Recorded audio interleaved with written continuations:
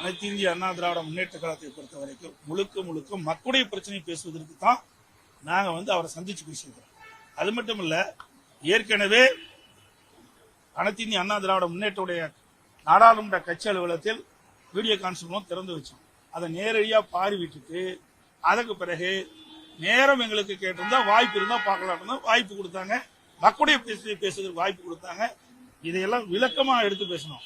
கிட்டத்தட்ட 40 நிமிஷம் சொன்னீங்க, 40 நிமிஷம் 45 நிமிஷம் ஒவ்வொரு திட்டத்தையும் எடுத்து சொன்னோம். நீங்க நலந்தாய்வாளி காவிரி திட்டம் என்னென்ன இருக்குது விளக்கணும். அதுபோல கோதாவரி காவிரி இணைப்பு திட்டம் என்னென்னலாம் இப்பொழுது நடவடிக்கை மத்திய அரசு எடுத்து வருகிறது என்பதையெல்லாம் சுட்டிக்காட்டணும். அதே போல இன்றைக்கு தமிழகத்தில் இன்றைக்கு டாஸ்மாக் நடந்த மிகப்பெரிய ஊழல் இன்றைக்கு அமலாக்கத்துறை நடவடிக்கை எடுத்திருக்குது.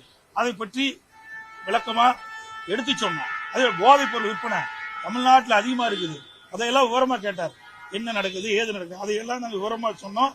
அவரெல்லாம் கவனமா எடுத்துக்கொண்டார்கள். தமிழ்நாட்டுக்கு தேவையான உதவியை செய்வோம் என்று சொல்லிக்கின்றார்கள். அதே போல இந்த மிக மோசமான சூழ்நிலை தமிழ்நாடு சென்று கொண்டிருக்கின்றது. அதனால மத்திய அரசு தலையிட்டு இதுக்கு முற்றுப்புள்ளி வைக்க வேண்டும் என்று நாங்கள் கேட்டு